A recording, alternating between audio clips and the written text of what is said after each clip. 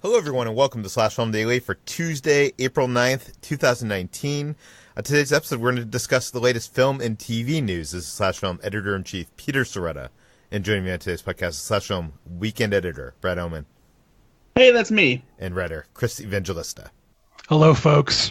So we got some news to catch up on. We haven't had a news episode in over a week and a half. So let's start with Rich Moore, the director of Wreck-It Ralph and the co-director of Zootopia. We learned yesterday that he is leaving Disney. Chris, what do we know? Rich Moore, he's a legend in the animation field. He's worked on The Simpsons, and as Peter said, he did Wreck-It Ralph, Zootopia, big titles like that. And he's leaving Disney. He's leaving Disney behind for Sony Pictures Animation, where he's going to be developing, producing, and directing original animated features, as well as acting in an advisory capacity for ongoing projects. So he's going to have like a big role over there at Sony Pictures Animation. Seems like a bigger role than he's had at Disney, at least. So yeah, he's got that going for him. At Disney, he was actually part of that story trust, like the big story trust at Walt Disney Animation. And I know John Lasseter brought him in many years ago for Wreck-It Ralph, was like to basically come in and do a video game kind of movie idea. And now that Lasseter's not there, I'm wondering if that has anything to do with this, or maybe it just has to do with Spider-Man Into the Spider-Verse. I mean, looking at that movie, that did so many things for the medium of animation and was so exciting. Like, I feel like if I was at Disney, I would be looking across the street and seeing the grass greener on the other side. Brad, what do you think? Yeah, I mean, as long as Sony Pictures Animation is willing to keep making movies that are a little bit more innovative and outside of the normal kind of animation that you see geared towards general audiences, then maybe that studio is starting to look more appealing than Disney, who kind of has, some guidelines, if you will, as to how they like their stories to be, and even the animation style. They don't really step too far out of what's already been established over there. It's rare that you see something that is as interesting or vibrant or aesthetically unique as Spider-Man Into the Spider-Verse. So if he sees an opportunity there to do something that is outside of what he's been doing for the past 10 years, then why wouldn't you?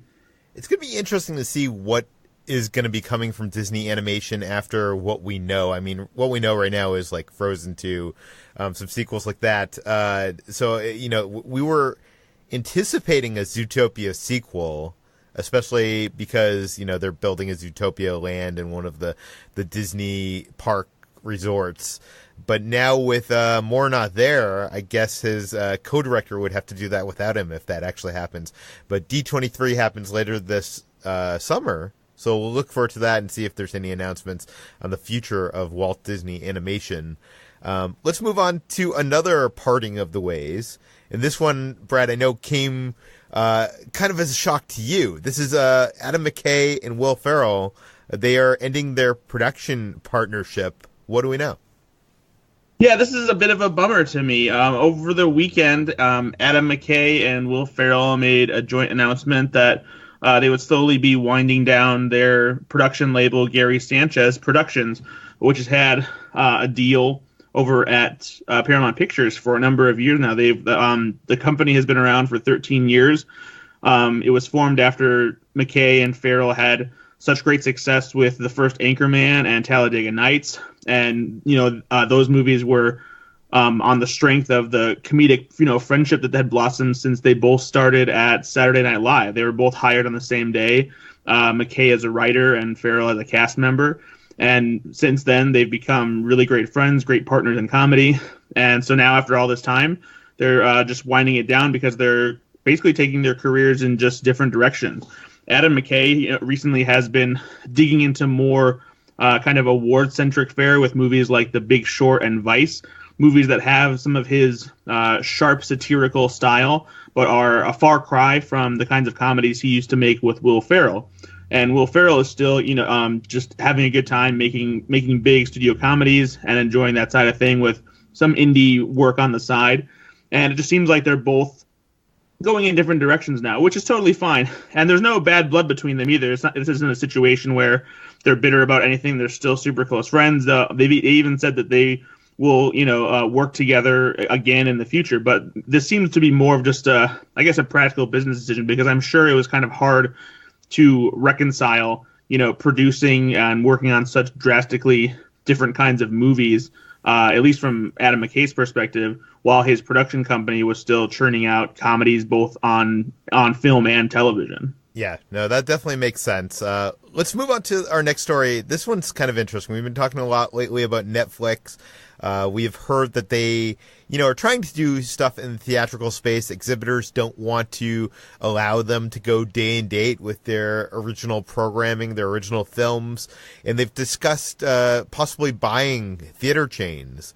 And we haven't really heard, any deals in that area. But today we heard that Netflix is planning to buy Hollywood's Egyptian Theater, one of the classic theaters on Hollywood Boulevard. Chris, what do we know? Yes, the Egyptian Theater has been around since the 1920s. It was actually the host of the very first movie premiere ever in Hollywood. It has this long legacy, and now Netflix is looking to buy it. And this news immediately upset everyone on film Twitter, as far as I could see, because the knee-jerk reaction is like, oh God, Netflix, they're gonna come in and screw it up. And there's some precedent for that. Even though I'm not anti-Netflix, they're very much in it for themselves, so they could, in theory, turn this into something bad. But if you read the fine print, it looks like it might actually work out.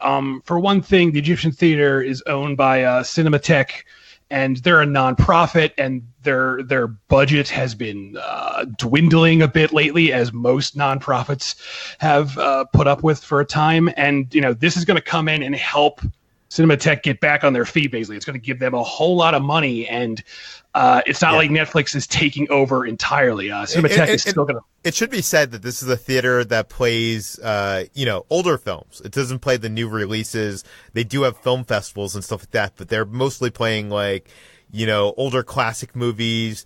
And usually when you see stuff like that, I feel like there's not they're not selling out unless it's like a big film, a Jurassic Park or a Back to the Future kind of thing. So this is going to be a shot in the arm for them, I think. Right. And what's going to happen basically is Netflix is going to program the weekday screenings, and Cinematheque, the original owners of the Egyptian, will be in charge of weekend screenings and, events. And also Netflix will likely use this theater now for their big premieres for their own original films. And, like I said, Netflix obviously is in this for themselves. They want to be taken seriously. They want to be even bigger in the industry that they are now. And a lot of people in the business, as we've talked about in the past, like Steven Spielberg, still, look down at Netflix. They think of them, as nothing more than, a streaming service. And this is going to get them, in their mind at least, more clout, because they're going to have their own theater. They're going to be showing more theatrical screenings, and they're hoping it'll just help them in the long run. Yeah, and Steven Spielberg, I think his name can be found on one of the plaques at the Egyptian Theater, because he has donated a lot of money over the years, and I think he actually his name is on one of the theaters there. So I wonder what he feels about this. Maybe conflicted. I'm also wondering for someone like me who lives in LA, does this mean that my Netflix subscription is going to get me into free movies theatrically at the Egyptian? We don't know anything about this, do we, Chris? No, that wasn't the story. I'm going to go out on a limb here and say no, that will not happen, because Netflix is all about that money. But you never know. Maybe they'll have some sort of discount. Who knows? Well, that is money. I am paying for the subscription. Yeah, but they want more money. They'd be getting more by you paying to also go to the theater. Yeah. Brad, I know that one time you lived in LA, and you have gone to the Egyptian to see movies, right? Yeah, the Egyptian, and then the American Cinematheque's other theater, the Arrow. It was really cool for me as somebody, especially who had just moved to LA and never really had a theater that was close enough for me to go to cool, classic movie screenings, even modern, more modern recent screenings that had filmmaker Q&As. Sometimes they had sneak preview screenings. Sometimes they would showcase certain indies and again have the filmmakers there. it was just their schedule was always awesome, and there was always something cool to see there. So I hope that Netflix kind of keeps that going. I'm sure it'll spotlight more of their movies as opposed to the kind of movies that the Egyptian used to show. But like Chris said, hopefully Netflix being involved maybe allows American Cinematheque to keep going strong and still do more of those cool kinds of screenings. Yeah, and those theaters are some of the only theaters that show classics in 70 millimeter nowadays. I will say that the Egyptian, as great as it is as a venue, it's like one of these classic Hollywood venues that is kind of themed like, I guess, the Egyptian period. The walls are not the best. Kind of like the Chinese theater, actually. It does not have the best sound because it's an older theater. But I've always enjoyed going to it over the years, and especially their like more marathon things, like they would do like watch the 3 Jurassic Park films all in one day kind of thing. I loved attending those. So I'm wondering if we're going to get less of that now that they're only going to be doing weekends. And I'm also wondering, like I said, how this is going to affect me as a Netflix subscriber. Do I get a discount? Do I get in free? We'll have to wait to see what Netflix plans on doing with that. We'll keep you updated. Let's move on to Marvel, because Avengers Endgame had the junket over the weekend. I mentioned this on the water cooler, and we have had a bunch of stories coming out about the future of Marvel, one of which is Marvel has a plan for Phase 4. And from what I heard, actually, Brad, so I'm wondering if you can clarify this to me. I thought Feige said that they were abandoning all phases. The phases were going away. I mean, I'm sure that they're not creating like a specific delineation between them in the way that they used to, simply because it seems like the stories are more tying into each other than they did when they actually had distinct phases. If anything, maybe they'll start focusing on the idea of a saga, since he's been talking about this first era of the Marvel Cinematic Universe as the Infinity Saga now, since it all has led to this confrontation with Thanos and the fight over the Infinity Stones that will conclude with Endgame. So if anything, maybe just for convenience sake, we're talking about Phase 4 here. But either way, this is meant to be about the beginning of the next era of the Marvel Cinematic Universe. What will happen after Avengers Endgame, which is supposed to be this, big universe-changing thing that will set it off in a new direction and end some stories and begin some new ones and all that jazz. And apparently, behind the scenes, even though we haven't heard any official announcements about what movies will follow Endgame, Marvel already has a 5-year plan in place set as to what they want to do following Avengers Endgame. And this came about because Kevin Feige was asked about when we might see the X-Men enter the Marvel Cinematic Universe, since they are now owned by Disney and Marvel Studios again after their acquisition of 20th Century Fox. And his response was, quote, "It'll be a while. It's all just beginning, and the 5-year plan that we were working on before any of that was set. So really, it's much more for us, less about specifics of when and where right now, and more just the comfort factor and nice it is that they're home, that they're all back. But it will be a very long time." So it doesn't sound like we'll be getting the X-Men within that 5-year window. There was no specific mention about Fantastic Four or Deadpool when the question was asked, so that remains to be open. I think it would probably be easier to bring the Fantastic Four in during that window than the X-Men, since the idea of mutants being in the world would change, really a larger part of the Marvel Cinematic Universe. Well, not just that. You have to create this world where we are afraid of people with powers, and I feel like the people in the Marvel Universe right now are idolizing the people with powers, right? Like, they're, especially after whatever happens in Endgame, I'm sure that they're gonna, restore balance to the Force or whatever the equivalent. Well, of that. and a lot of some of the more dramatic things that happened in the X-Men comics with regards to their interaction with humans who see them either as heroes or dangerous was kind of already done with Civil War and dealing with the Sokovia Accords and whether or not superheroes need to be regulated, because in X-Men there's mutant registration and that kind of thing too. So I think it's harder to bring them into the fray, but though not impossible. And then I'm sure Deadpool will kind of remain its own thing, and he'll just keep making snarky jokes about, being at Disney and being kind of outside of the normal MCU and that kind of thing. He's much easier to make work in this scenario. But yeah, so at the same time, even though Feige says it'll be a long time before we see these characters, you can't forget that Marvel has always had a long-term plan in place for their future movies. There was a time when an Inhumans movie was always on their schedule, and they were going to make it for sure, and they kept saying that. And there was a time when Spider-Man wasn't a part of any of their plans for the Marvel Cinematic Universe because they didn't have the rights to them. But that ended up changing the whole scope of Civil War and their, entire calendar, because now they have Spider-Man movies that they are releasing in conjunction with Sony. So even though these characters weren't part of their initial plan, because they weren't counting on the deal being finalized and them actually getting them, it doesn't mean that changes can't be made and that they won't appear sooner than anticipated. I also wonder, by them saying they have a 5-year plan for Phase 4, generally in the past, the phases for these films led up to an Avengers movie. Do you know what I mean? So, and generally we've had an Avengers movie every, 3 years or so. So, what does this mean? It's going to be 5 years between Endgame and the next time we actually get a massive team up Avengers film? I doubt it, because the Avengers movies were also always part of their long-term plan. So I'm sure that we'll still get whatever the new form of the Avengers is before that happens, and sooner than we would think.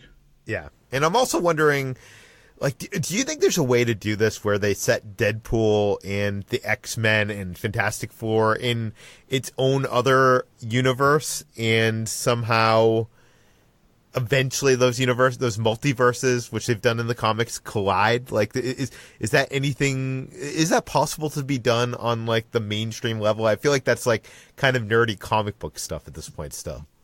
I mean, anything is possible at this point.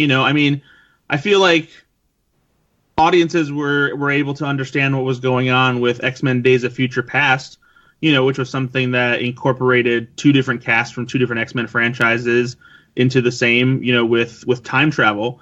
So and since people are following the Marvel Cinematic Universe so closely now, I don't think that it's unreasonable for people to understand that there is a parallel universe where, superheroes are different and the Avengers don't exist and that kind of thing. So I don't think anything is impossible at this point. Marvel has proven that they know how to introduce a lot of things that might have initially felt weird and risky for studios to do with such lucrative franchises.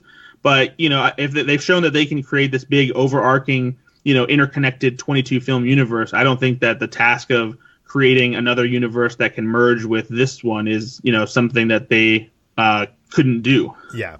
I mean, who would have thought that people would have known who Thanos is? And now he's such a huge iconic character. Okay, let's move on to Chris Nolan. His new movie, we don't know much about at all. But Robert Pattinson has been talking about it in press. Chris, what has he said about Christopher Nolan's next film? Robert Pattinson, he's remaining vague, because I'm sure if he wasn't Christopher Nolan, would be very angry with him. But the latest he said on the Nolan movie is, first of all, he called the script quote unquote crazy. In fact, he said it's the craziest thing he's seen in years, which if you've seen his recent film High Life, that actually says a lot, because High Life is really, really weird. So if this film is somehow crazier, I will be very impressed. I don't know if that's even possible. But beyond that, he also added that the film itself is, quote, the length of 3 movies. Now, wait. So, Chris, is that the length of 3 normal movies or the length of 3 Nolan movies? He doesn't specify, and there's a lot of... Or is he talking about how much it actually covers ground? Not even the actual length, but Yeah, I'm guessing he's not saying this is a 6+ hour movie, but rather he's saying there's so much material in this movie. This movie is so jam-packed with ideas that there's enough to break off into 3 separate movies. That's my guess, unless he is being literal and this is a 6+ hour movie, which... I don't think will happen. I hope Or not. Maybe Christopher Nolan is only giving himself a certain finite amount of film to shoot on, and it's the physical length of 3 movies. I don't think so. That's probably a worse theory than the Ant-Man Thanos theory, Brad. I disagree. I think that this is going to come out in my favor, and you will all be apologizing to me. But I think it's safe to say that we're all excited for Christopher Nolan's next film, or any of his next films. Whenever a Chris Nolan film comes out, it's a good time to be a film fan.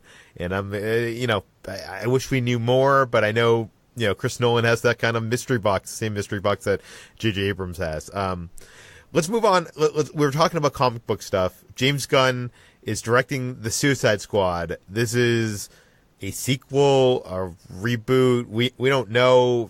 Some characters are being recast, some are not. Chris, what is going on here?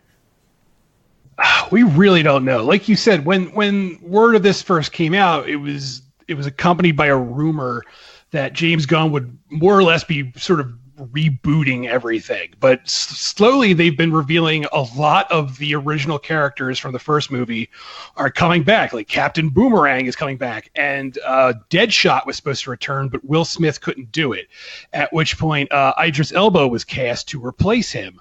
But now it's been revealed that while Idris Elba is still in the movie, he's no longer playing Deadshot, because the producers are hoping that if they someday make Suicide Squad 3 and they want to bring Deadshot back, they can get Will Smith to do it again. Like they apparently, they think Will Smith is irreplaceable and they'd rather keep the door open to him. So this way, in a way, everyone sort of wins. Idris Elba still gets to be in the movie, and Will Smith, if he ever wants to come back and do Suicide Squad 3, he can. But now we don't know who Idris Elba is playing, though. So that's the other thing.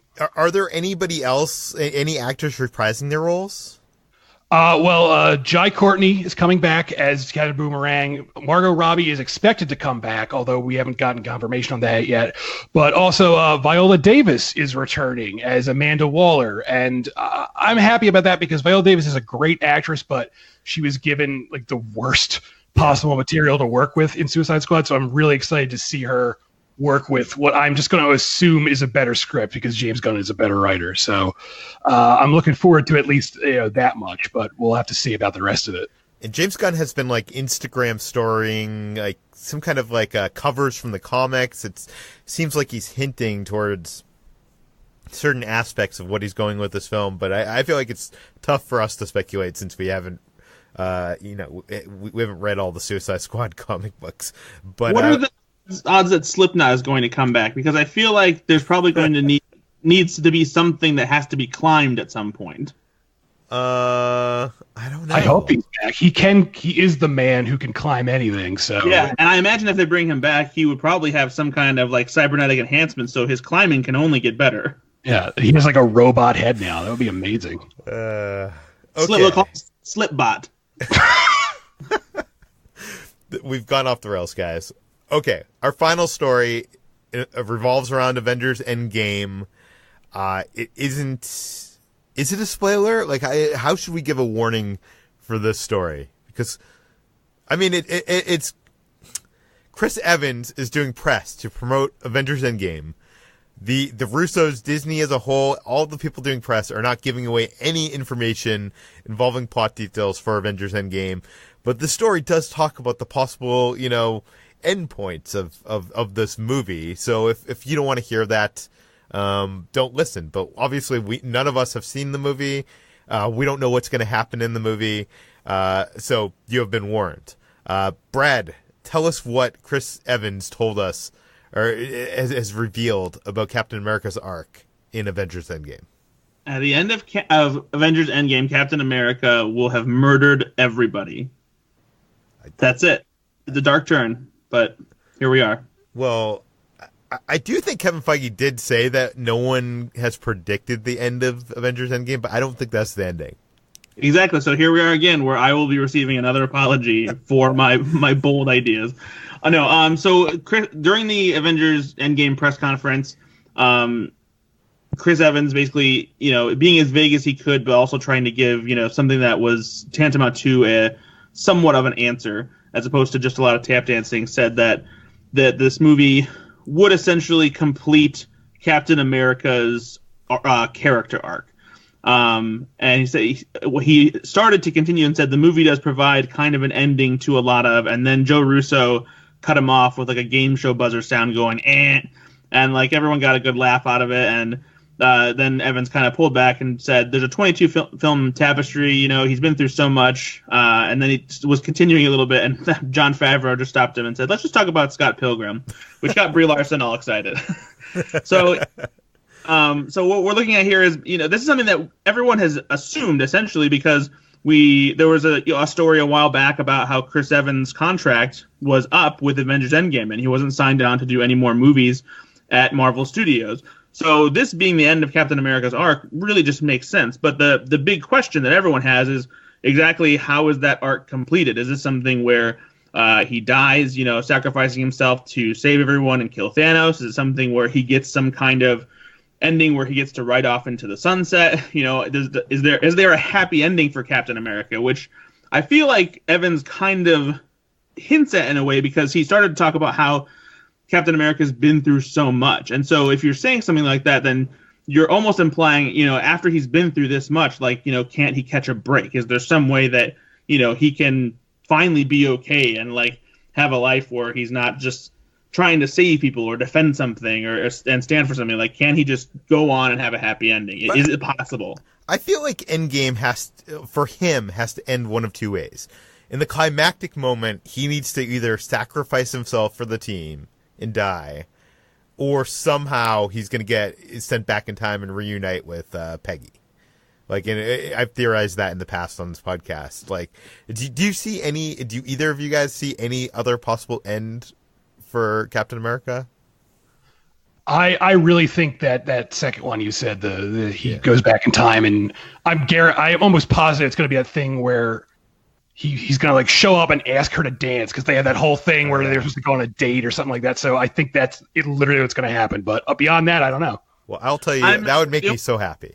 That would be great. But just thinking about that ending makes me it turns the time travel part of my brain on and makes me wonder like how exactly that works. And since we don't necessarily know how the Avengers are intending to fix things once they get the Infinity Stone and stuff like that, if it actually involves time travel or anything like that, how does Captain America go back to that moment in time to do that and not affect future events? Wait a second. He goes back in time to that moment, and now that splits off the universe in two different directions. One where the X-Men happened, and one where they didn't.